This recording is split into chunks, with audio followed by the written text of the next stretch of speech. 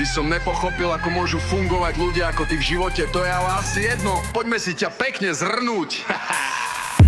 Klamala si najvernejších, ohovárala najpokojnejších. Teraz som tvoj nepriateľ, tvoje klamstvá sú môj posledný cieľ. Myslela si, že môžeš každého manipulovať. Prekrúcala si pravdu a pritom malovala budúce obrazy. Si kráľovna pretvárky, čo sa topí vo svojich klamstvách.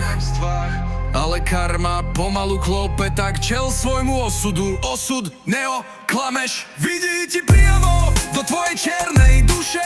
Teraz som tu ja, sprejujem na stenu tvoje meno. Ako si ty malovala svoje ego. Duša budúceho feťáka, tvoje správanie sa tomu podozrivo podobalo. Ako keď tvoje ego za hranice popadalo. Rada sa s obrazmi hráš, ale to prosím nerieš. Keď si ani kebab objednať nevieš.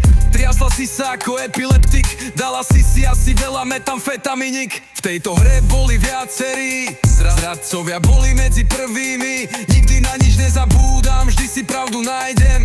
Aj keď pre tvoj rozjebaný barak prídem. Zdraví ťa AJ, tak si dávaj pozor na slova.